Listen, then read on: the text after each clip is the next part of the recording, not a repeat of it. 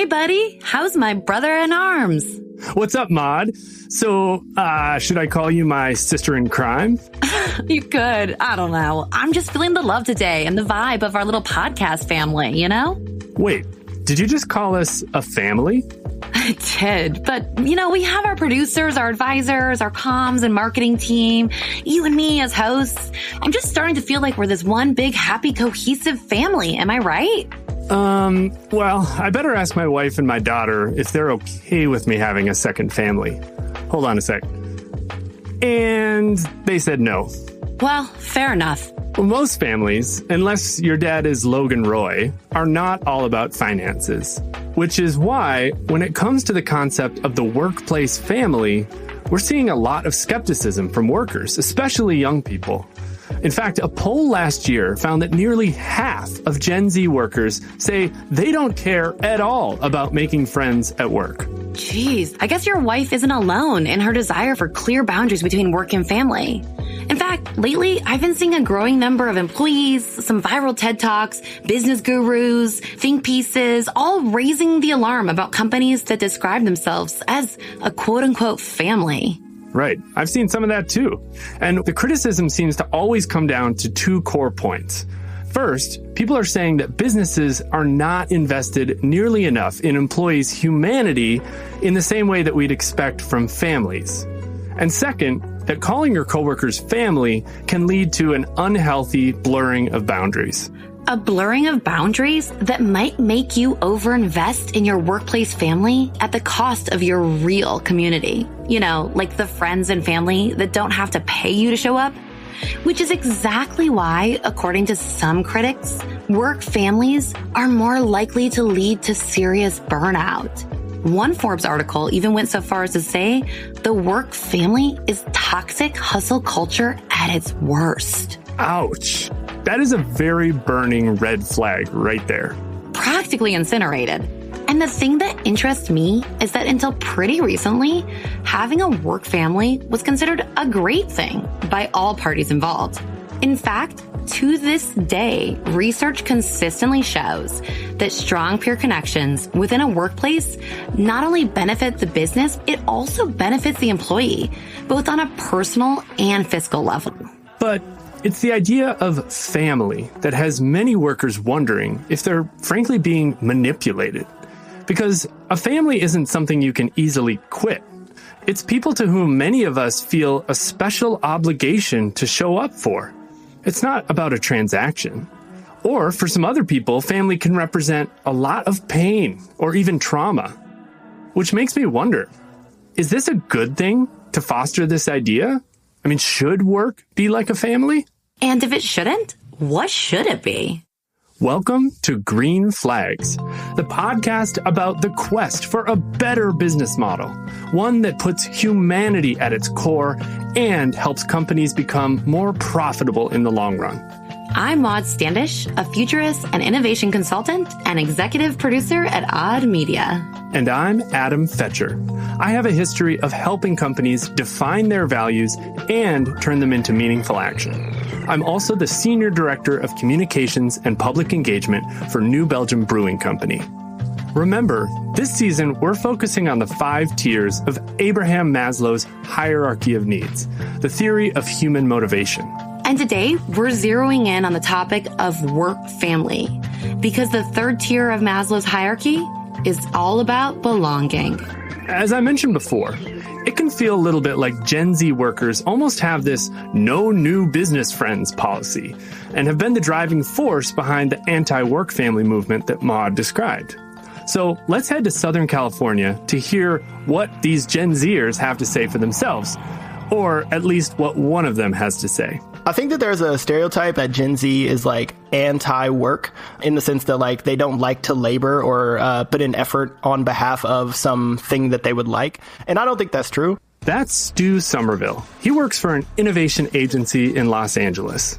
So on the business front, using my intellect, I am enjoying helping companies utilize technology to better enable their product and consumer experiences. And then in my personal life, I love storytelling. I'm an artist. I make music and write films. Stu went to Indiana University and blew right through his coursework. He graduated in just 2 years. And then I started law school at the University of Southern California Gould School of Law here in Los Angeles when I was 19. And by the age of 21, Stu had already earned his law degree. Not exactly the anti-work ethos we so often hear about Gen Z. And also truly making me reconsider how I spent the majority of my 20s. Please don't tell my mom. Well, as you do that soul-searching, Maude, the rest of us might be asking, what exactly is Stu hoping to do with all these degrees? When I think about like my dream job, it's not necessarily that I would like to be tied to one institution or to one identity or one role. And instead, I would like to be able to manifest my interests and my desires and my talents and my skills through the things that I spend time doing and through the effort that I put into different projects. Stu says, and I agree, it's a different world from what boomers and even Gen Xers are accustomed to. Because Americans' relationship to our jobs and even the basic concept of financial security is always evolving. In the course of American history, I think that there are definitely these moments where you can look and see like, oh, that person is an engineer or a lineman or a teacher. And I think for older generations, those occupations had a very strong emphasis and effect on that person's identity. But for Stu, how he makes money doesn't define his entire identity. Or his community, for that matter. And he isn't alone on this. Recent research by Gallup found that the majority of Gen Z employees don't feel they have a close connection to their coworkers, manager, or employer. So, given his generational mindset, what does Stu think of companies that use phrases like, we're a family? Seems like a trap from time to time because it can be used to manipulate employees and to get them to do certain things outside of their job description, outside of traditional stated working hours, whatever, on behalf of this like relationship that has been escalated to the level of family. But these days, too many companies treat workers like they're expendable, nothing more than a figure on a bottom line. And then these companies have the gall to claim to be a family so they can boost employee commitment. Ironically, this is all driven primarily by research that has proven that workplaces that feel like family tend to be more productive and profitable. Corporate gaslighting at its finest. But as Stu sees it, it doesn't have to be like this. In my family and in the situations that I call family, they're not manipulative, and they actually are considerate of the emotional state and the emotional tendencies of not only myself as an individual, but the people around me. According to Stu, if a workplace was actually going to be a family, he'd want it to be a healthy and functional family, one with open communication and a feeling that everyone is supported equally.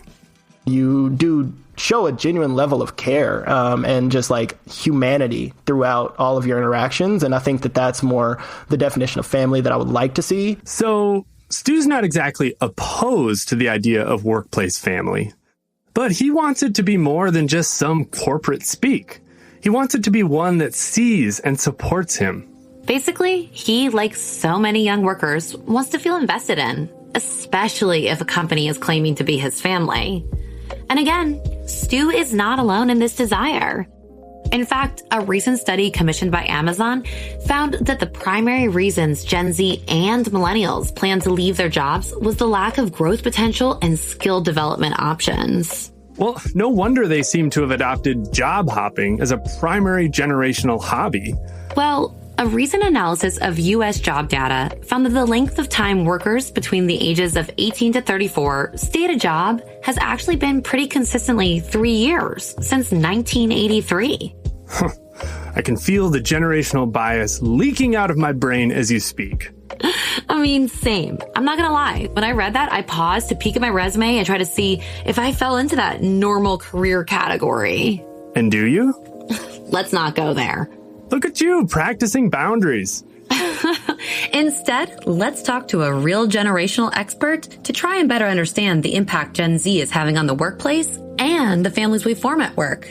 We absolutely are seeing that Gen Z is bringing their values into the workplace and changing things yet again. That's MaryLeigh Bliss, the Chief Content Officer at YPulse, a research company that studies Gen Z and millennials. She says the same shift happened when millennials entered the workplace, back when they were still referred to as Gen Y. They were making it more casual. People didn't like that. They were preferring email over phone calls. How dare they? Every time a generation enters the workplace, they're bringing their cultural norms, their context into a new life milestone. And that usually creates some tension with the generations that are there, have been doing it for a long time in their specific way. Now it's time for Gen Z to shake up America's work culture.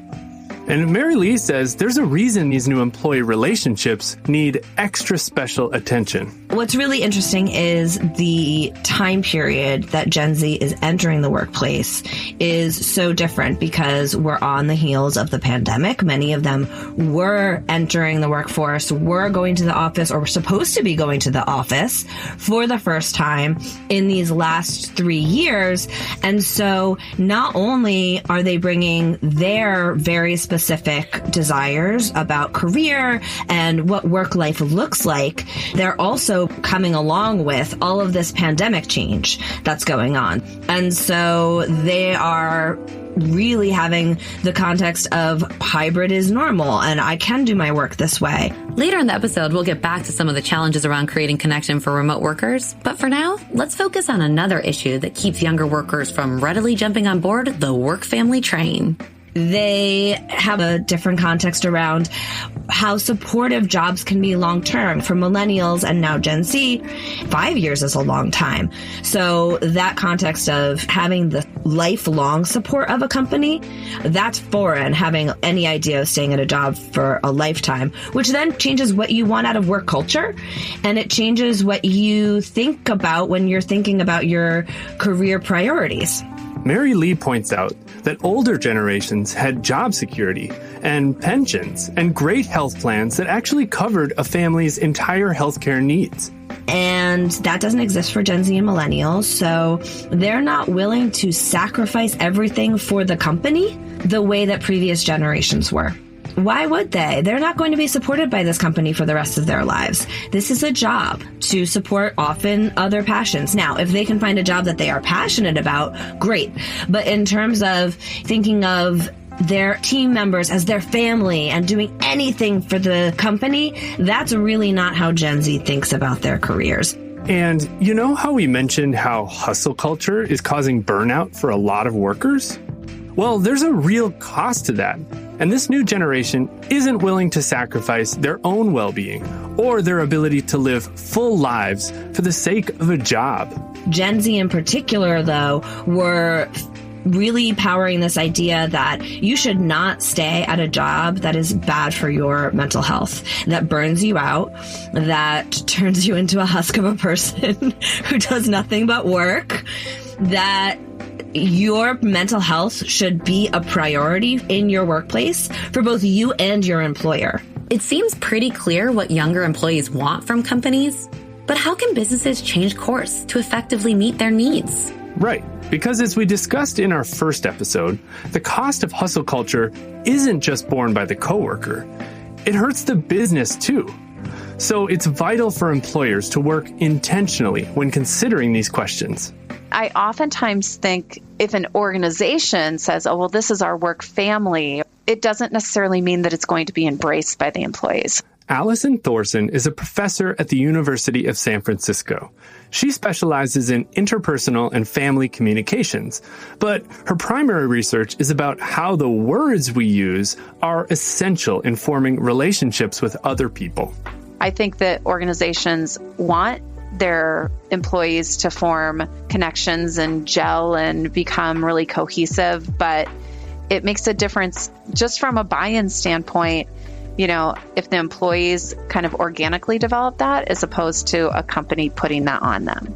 Yeah, I mean, it's so much more empowering and, frankly, a lot more fun when we have the freedom to build our own sense of workplace identity, rather than being labeled by someone else who probably makes a lot more money. Whether it's in the workplace or in our own lives, I think, you know, social identity theory would say that the labels that we give the people in our lives can say something. You know, I think back to a friend years ago when she introduced me to someone. She said, "Oh, this is Sarah." And I said, "Oh, nice to meet you, Sarah." And we walked away and I said, "Who's Sarah?" And she said, "Oh, the man who my mom is married to, it's his daughter." And I said, "So your stepsister?" And she said, "No, it's Sarah." Ouch. But Allison's point is well taken. I mean, if I say I'm nerdy, that's like totally fine. But if my little brother does, I might have to leak those photos he took in 7th grade. So, if labels signal our social identity, then what kind of signal is sent when management uses the phrase work family? I think it's aspirational. I think it's what the organization wants to happen and how they want their employees to feel. But again, the buy-in really has to come from employees. And if the employees think that an organization or a company is being authentic in doing that and really does care, they might be more apt to form those relationships. So it sounds like this is more about creating an environment that fosters healthy relationships rather than a labeling exercise. But how do companies get creative about forming relationships between employees without it getting all weird or claustrophobic? Adam talked with Julianna Pillemer about this and a whole lot more. Julianna is a professor of management and organizations at New York University's Stern School of Business, and her research focuses on understanding the complexities of close relationships at work. Let's give it a listen. First of all, thank you so much, Julianna, for joining us on Green Flags. Really excited to have you and have your perspective on this question of should the workplace be a source of family, or is that really a bad idea and maybe cause more problems than it's worth? Yeah, when I first started studying this, I really wanted to dig in and kind of say, what are workplace friendships? How do we define them? Why are they important? And so one kind of theory that I think is helpful to think about how people differ, but also how organizations differ on the spectrum is segmenting versus integrating. So some people need complete separation between these two worlds. They will have 2 separate phones. They will have 2 separate keychains. When they get home from work, they don't want to talk about it. They don't introduce their family to their colleagues. That's kind of the far end of the segmented spectrum versus integrated, which is like, there aren't really strong boundaries. You introduce your work friends to your home friends. They know who you are. And so part of it is a preference thing, and organizations can also vary on the same spectrum, right? So do we want you to just show up and do your job and go home? Versus do we really want you to all hang out together, know everything about each other? We do retreats where we bare our souls and do trust falls or whatever it is. And so I think whether relationships are healthy or toxic really depends on kind of whether your preferences fit that organizational culture. That's really interesting. And I'm wondering if you can tell us a bit around, the range of approaches you've seen with employers who want to foster some sense of cultural cohesion and maybe some of the pitfalls that they've fallen into when it comes to maybe not quite doing right by some of the folks that they employ who have a different perspective or different style themselves. Yeah, I think we've all, especially at the start of the pandemic, we were all like, yeah, Zoom happy hours, this is fine. Like, we can just drink our wine and like show up on a screen. And then by April 2020, we're all like, nope, like we're done with this. And I think some organizational leaders didn't really get that memo, and they sort of just like kept enforcing these kinds of quote unquote forced fun activities. And I think why that feels so icky to people is that a fundamental feature of friendship is that it's voluntary. You choose your friends, unlike family, actually. So I think when organizations try to force people to hang out, it often backfires. What can you tell us about how the culture of a company or organization and the degree to which coworkers have friendships at work translates into business success or failure, tying the business case back to that question of how do coworkers relate to one another? There's a really simple poll. So Gallup poll every year does kind of this survey of workplace engagement. They actually use the item, do you have a best friend at work, as their engagement item because it's the only thing that predicts engagement at work the most strongly, right? And this is even stronger for women, we find. So women are twice as likely to be really engaged at work if they report having a best friend at work. Kind of the opposite of engagement is disengagement and wanting to leave, so turnover. So if you don't have friends at work, you're far more likely to experience workplace loneliness and want to leave. So it's really easy to see the business case for that, right? If you want to retain your employees without doing something like, for example, paying them more. A culture is something. Might be step one. Exactly. Yeah. But I mean, that's kind of the dark side of this, right? And we do a case of this sort of like advertising agency in the course that I teach. And one of the insights that comes out of that is, okay, by creating a culture that's super close-knit, that's really creative, that feels like you're constantly getting this interpersonal energy, people are willing to stay there and to accept that offer over other big names that are going to pay them twice as much. And there might actually be a feeling of openness or psychological safety, which is just the feeling that you're able to take interpersonal risks. And Google did this big study a couple years ago and found that the single biggest predictor of team effectiveness was this idea, like, do I feel like I can say something that I'm not sure if it's right, maybe it's a little out of line, and you're not going to judge me for it? That's like the most important thing. So there's a lot of data that shows that this is really important from like a business standpoint. Yeah, just thinking through what you said about being able to retain workers without paying them more, it's interesting. You could read that cynically for sure as sort of like this sort of dark business strategy to reduce costs. Or you could read it as like a legitimate trade-off that workers are making. So I guess my next question is, what do you see as some of the positives at an individual level of having very intimate relationships at the workplace as you've encountered them in your research or anecdotally? Yeah, so some of the stuff that I mentioned that's a business case is also a personal case, right? Like feeling more engaged at work. If you are excited to show up at work, I mean, I personally think that's the dream. Just like being super pumped to get up each day. We spend most of our lives at work. And so if you're able to kind of feel more engaged because of the relationships that you have at work, I think that's a really invaluable thing. From a advancement standpoint, I think a lot of people feel like you're able to separate those two things out, right? Like you can just be pure business and get it done, but there's sayings like the old boys club for a reason. There's a lot of instances in which having those kind of outside of work relationships do translate into actually better performance outcomes for people. I'm inclined to ask, describe the dark side of close relationships at work.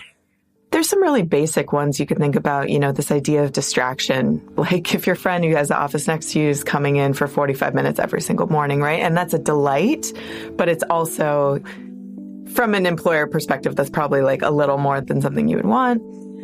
For teams, there is this threat of sort of groupthink is actually a little bit outdated in terms of a term, but this idea of we're drawn to people to be friends with who we feel similar to, and that can create a really like cohesive team environment.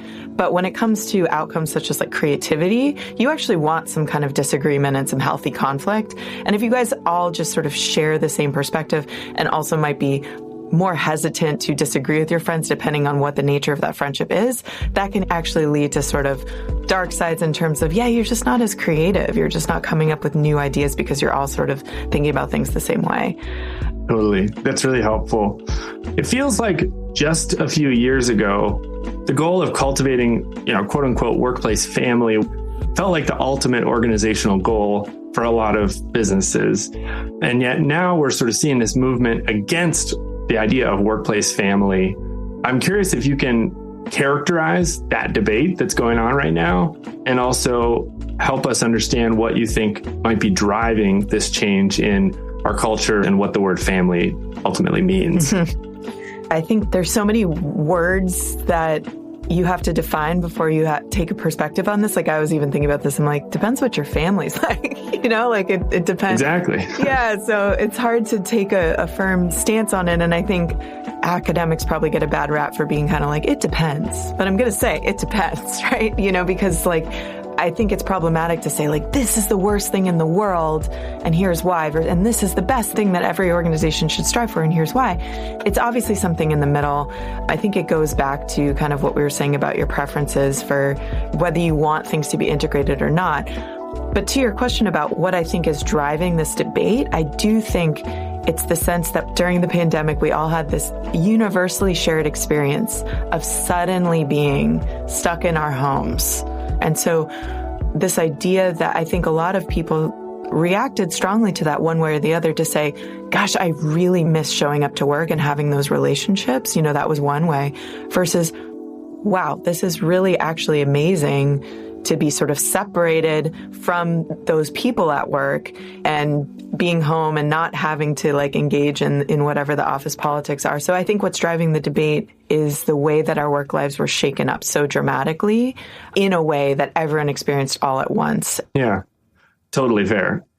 I'm moved by the idea that hey, the word family is, like you said, means something very different to everybody. So it seems like part of this debate is just wanting to encourage organizations to recognize that not everybody has the same feelings about that concept of family. Mm-hmm. And, because of that, I do feel like it's pretty easy to find another word. A company can pretty easily call it community or something else without kind of triggering for some folks some bad feelings around family that might come up if a leader or a business were to use that phrase or term a lot. Yeah, I love the word community. I think community it's hard to argue with that people would want workplace to feel like a community, which is people coming together with a shared purpose, feeling some sort of sense of camaraderie.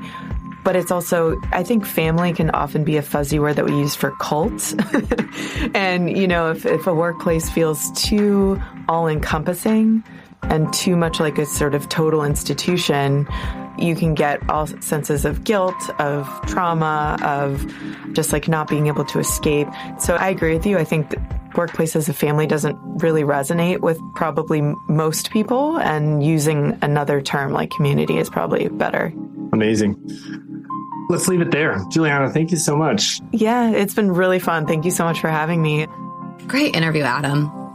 This episode really has me thinking how sometimes these things that we're looking at as red flags, well, they didn't start off that way. They usually started off trying to be a green one, like this idea that we've been talking about, the workplace family. Its origins are not from some manipulative, mean, corporate, evildoer. They come from this idea that a workplace should be like a family where you can have this kind of continued relationship to what you do.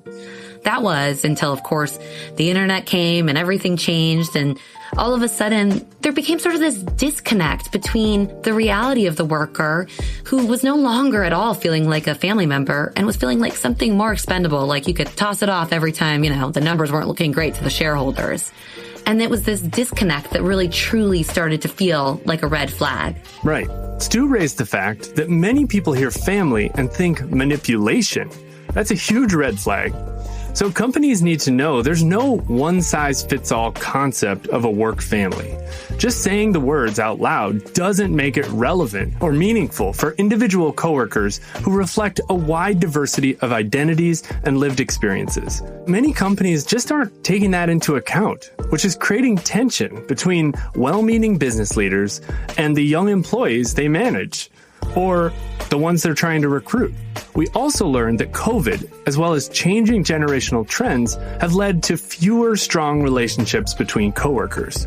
The more people who report not having a best friend at work, the more people who will experience loneliness, isolation, even depression. This is a big red flag as more and more people work remotely, and whether we call it family or not, they lack the connections that we used to have at work when we went into the office every day. Okay, so we know what the red flags are, but now let's look at some of those green flags. Well, when it comes to green flags, I think we discovered several really helpful clues to what a more humanized version of quote-unquote workplace culture building can look like. First, just do right by your people. Basic needs like fair pay, health benefits, and a basic sense of agency in our work are critical before a good culture can form. Secondly, bring people together. Make sure that they have the space to connect with each other. And I'm not talking about after office hours. And then once you've connected people, let them build the relationships that they want to have in the workplace. Third, be intentional and involve your coworkers. Here's an example from New Belgium.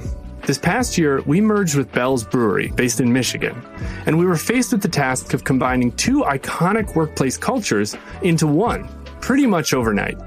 So we asked coworkers themselves to take the lead in defining our new company purpose and core values.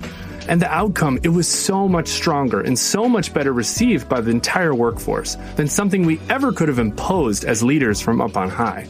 And at the very least, companies could just drop the word family and use something like community instead, which feels much more inclusive and a lot less fraught with the issues we've discussed in this episode. And why is all of this important? Because the thing is that when companies have a great corporate culture, one where people feel safe to take risks and test new ideas, they see a long-term benefit from it. And of course, these are all things that make life better for individual coworkers, both at work and in the rest of their lives. This is vital to giving young workers what they want out of a job, i.e., a means to fuel their personal passions. Yeah, because in the end, the truth is, a job is a job. And we're not trying to live for work anymore. We're trying to work for life. And the thing that I like the most about this episode, Adam, is that all of these green flags feel immediately actionable. As we continue to move forward, it really feels like we can integrate this into the way that we work. One final thing to add. The very best way to build a culture where healthy relationships and every single individual can thrive is to do something meaningful and positive as a company. So as you think about how your business makes money, make it something people can believe in. That's going to do the heaviest lifting when it comes to bringing people together around a common goal and producing great outcomes in terms of people and profit. Thanks for listening to Green Flags. I'm Adam Fetcher. And I'm Maude Standish. If you liked what you heard in this episode and want others to find us, please give us a 5-star rating on your favorite podcast app. Keep listening, because we're not done with Maslow's hierarchy of needs. We still have some incredibly fascinating topics to cover, including whether or not you should be bringing your whole self to work. See you later, Maude. See you next time. Hi, I'm Demetrius Goodale, and I've been a coworker at New Belgium Brewing since 2022. I serve as the DEI Talent and Outreach Specialist in Comstock, Michigan, and I'm here to give credit where credit is due. Green Flags is a co-production of Odd Media and New Belgium Brewing. This episode was written and produced by John Haas and Maude Standish, with help from Adam Fetcher. Post-production for Green Flags is provided by Talented Friends, Inc., with original music and sound design by Jason Reimer. Our executive producers are Maude Standish, Russell Sansgary, Adam Fetcher, and Sean Belangi. Our communications guru is Megan Olson. Creative support from Zoe Evanitis and Kelsey Ireland. Special thanks to those who lent their voices to this episode, including Stu Summerfield, MaryLeigh Bliss, Allison Thorson, and Julianna Pillemer. Thanks also to Dana Kelly, Abby Zarnecki, Laura Smith, Celine Wright, Steve Fetchheimer, and all the co-workers at New Belgium Brewing. You can find Green Flags on Spotify, Apple Music, Stitcher, or wherever you listen to podcasts. Thanks for listening.